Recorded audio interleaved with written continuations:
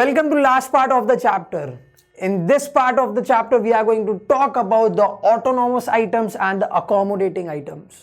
सबसे पहले इन दो वर्ड्स का मतलब समझते हैं. ऑटोनॉमस मतलब क्या होता है? इंडिपेंडेंट, वो किसी के भी ऊपर डिपेंडेंट नहीं है.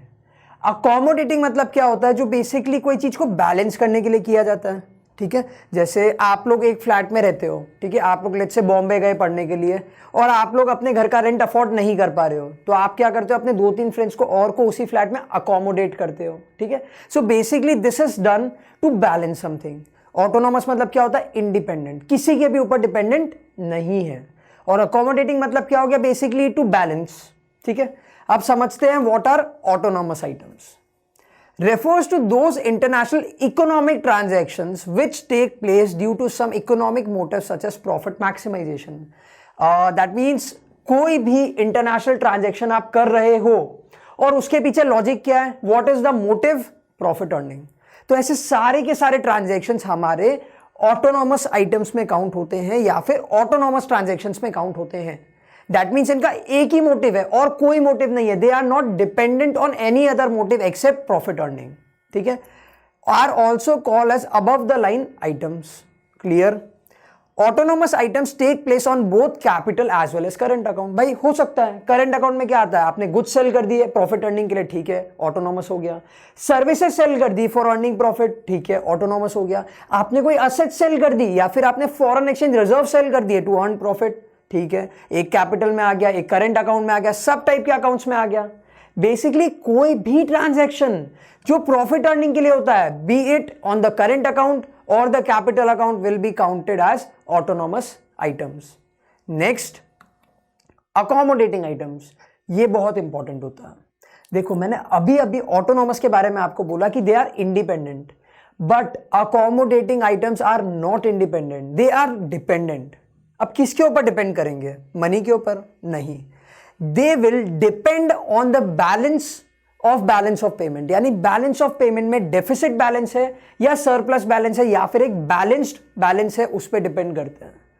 Refers to the transactions that are undertaken to cover deficits or surplus in autonomous transactions. That is, such transactions are determined by the net consequences of autonomous transaction. Autonomous transactions क्या होते हैं?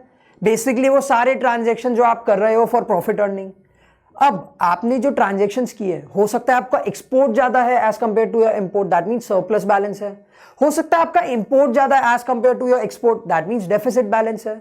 तो basically वो सारे के सारे transaction जो एक गवर्नमेंट करती है या तो सरप्लस को कवर करने के लिए या फिर डेफिसिट को कवर करने के लिए, ऐसे सारे ट्रांजैक्शंस को हम बोलते हैं अकोमोडेटिंग ट्रांजैक्शंस या फिर अकोमोडेटिंग आइटम्स. इमेजिन करो, आपके कंट्री का जो बैलेंस ऑफ पेमेंट था वो डेफिसिट में था. दैट मींस आपके इंपोर्ट्स ज्यादा हैं as compare to your exports. तो गवर्नमेंट क्या करेगी? और एक्सपोर्ट करेगी. तो ये जो एक्सपोर्ट है ये प्रॉफिट मोटिव के लिए नहीं है. ये क्यों किया गवर्नमेंट ने?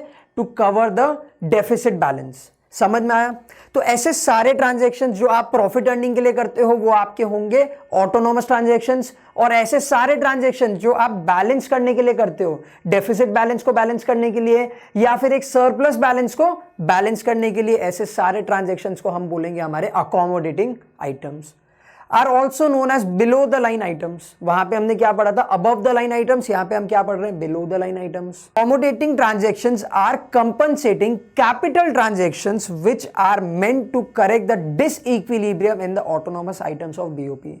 बेसिकली ये सिर्फ और सिर्फ कैपिटल ट्रांजैक्शंस होते हैं. क्यों होते हैं? To cover the disequilibrium. तो डिसइक्विलिब्रियम क्या होता है? डिसइक्विलिब्रियम को हम डेफिसिट भी बोलते हैं. ठीक है, बेसिकली मैंने आपको पहले ही बता दिया, जब आपका टोटल कैश आउटफ्लो ज्यादा होता है as compare to your cash inflow, that means आपका इंपोर्ट ज्यादा है as compare to your export. देखो, आपका कैश इनफ्लो कब होता है? जब आप एक्सपोर्ट करते हो. कैश आउटफ्लो कब होता है? जब आप इंपोर्ट कराते हो. ठीक है, तो इस केस में आपका कैश आउटफ्लो ज्यादा है as compare to your cash inflow. ठीक है.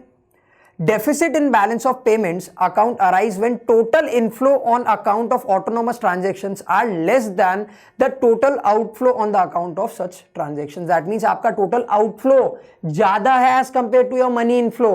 आपने पैसे ज्यादा खर्च किए हैं कमाने से, तो ये क्या हो गया? ये एक डेफिसिट बैलेंस है. सरप्लस बैलेंस कब होता?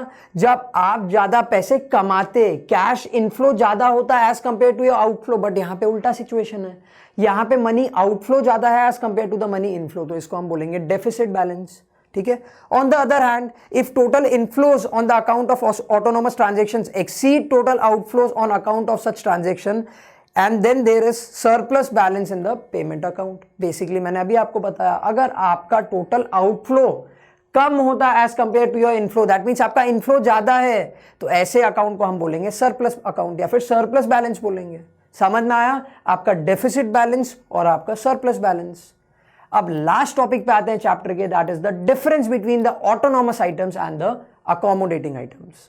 सबसे पहले तो मीनिंग, ऑटोनॉमस आइटम्स क्या होते हैं या फिर ऑटोनॉमस ट्रांजैक्शंस क्या होते हैं? वो सारे इकोनॉमिक ट्रांजैक्शन जो कोई भी इंडिविजुअल फर्म या गवर्नमेंट करती है टू अर्न प्रॉफिट। ठीक है। वहीं पे अकोमोडेटिंग ट्रांजैक्शंस क्या होते हैं? वो सारे के सारे ट्रांजैक्शन जो गवर्नमेंट करती है टू कवर द डेफिसिट और the surplus in the balance of payment. Simple, इनका मोटिव प्रॉफिट अर्न करना नहीं होता है, ये याद रखेंगे। इफेक्ट ऑन बीओपी, क्या इफेक्ट होता है? Autonomous transactions are independent of the state of BOP account. इनको कोई फर्क नहीं पड़ता है, ऑटोनॉमस आइटम्स को कोई फर्क नहीं पड़ता है। अपने हिसाब से सोचो, आपको अगर कोई भी गुड्स एक्सपोर्ट करने हैं यूएस में या फिर यूएस से अगर कोई गुड्स इंपोर्ट करने हैं, तो आप ये सोचोगे क्या कि हमारी कंट्री का बैलेंस तो डेफिसिट चल रहा है, क्या करूं क्या नहीं करूं? नहीं सोचोगे ना। आप क्या सोचोगे? मेरा प्रॉफिट कहां पे ज्यादा है। तो हम जब भी बात करते हैं ऑटोनॉमस आइटम्स की, तो इनको कोई फर्क नहीं पड़ता कि बीओपी के अकाउंट का क्या स्टेट है या फिर क्या बैलेंस है। Whereas accommodating items, accommodating transactions are undertaken to maintain the balance in BOP account. वो होते ही बीओपी अकाउंट के लिए हैं। ठीक है। ऑटोनॉमस आइटम्स को कोई फर्क नहीं पड़ता, अकोमोडेटिंग आइटम्स होते ही बीओपी के बैलेंस को मेंटेन करने के लिए। सिंपल। नेक्स्ट, करंट या फिर कैपिटल अकाउंट। भाई ऑटोनॉमस आइटम्स में हम दोनों टाइप के ट्रांजैक्शंस काउंट करते हैं, बीट करंट अकाउंट और कैपिटल अकाउंट। अकोमोडेटिंग आइटम्स में हम सिर्फ कैपिटल अकाउंट ट्रांजैक्शंस को काउंट करते हैं। Simple. Last point, other names above the line, other names below the line. खत्म, चैप्टर भी खत्म, मैक्रो इकोनॉमिक्स भी खत्म। अब अगर इंडियन इकोनॉमिक्स भी खत्म हो गया तो पूरा का पूरा इकोनॉमिक्स ही खत्म। चलो, तो all the best for your board exams.